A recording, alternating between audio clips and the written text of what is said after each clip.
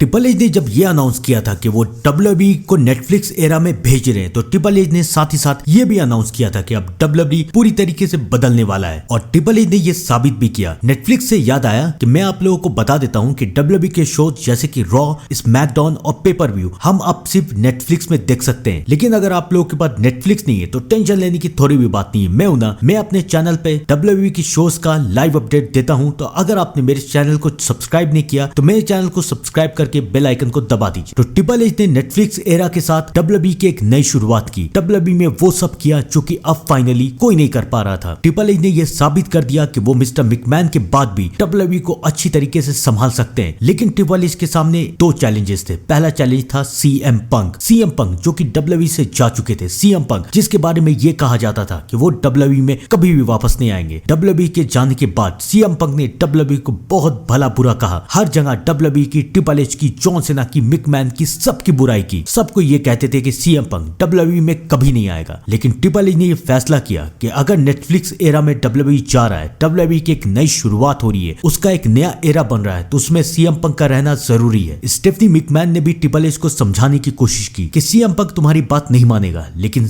Triple H ने CM पंक को call किया और CM पंक को मना लिया और फाइनली सर्वाइवर सीरीज में CM पंक रिटर्न आ गए। लेकिन ये तो ट्रिपल एच की बस एक शुरुआत थी। ट्रिपल एच ने WWE को एक अलग ऊंचाई पे लेके गए। अब धीरे धीरे ट्रिपल एच को उन सारे सुपरस्टार को वापस बुलाना था जो कि उन्हें छोड़ के चले गए थे। उन्हें मतलब WWE को छोड़ के चले गए थे। उसके बाद आया रेसलमेनिया 41 के बाद रॉ आफ्टर रेसलमेनिया में दो बिगेस्ट रिटर्न हुआ। पहला रिटर्न है रूसेफ का, रूसेफ जो कि AEW में जा चुके थे लेकिन फाइनली अब रूसेफ लौट के आ चुके हैं। और दूसरा रिटर्न था एलेक्सा ब्लैक का, एलेक्सा ब्लैक भी जो कि रातों रात WWE से गायब हो चुके थे, अब वो भी लौट के आ चुके हैं। ये सब दूसरी कंपनी को छोड़ के WWE में वापस क्यों आ रहे हैं, इसका सबसे बड़ा कारण है कॉडियोस। अब आप लोग पूछेंगे कॉडियोस क्यों, मैं आप लोगों को बताता हूँ। कॉडियोस की AEW में वैल्यू लगभग खत्म हो चुकी थी। सब कोई उन्हें ये कह रहे थे कि अब तुम रिटायर हो जाओ, अब तुम फाइट नहीं कर सकते। तो कॉडियोस उस कंपनी से निकल गए और उसके बाद कॉडियोस ने डेब्यूट किया WWE ने और WWE ने कॉडियोस को टॉप स्टार बना दिया। कॉडियोस ने रोमन रेंस के रिकॉर्ड को तोड़ा और उसके बाद कॉडियोस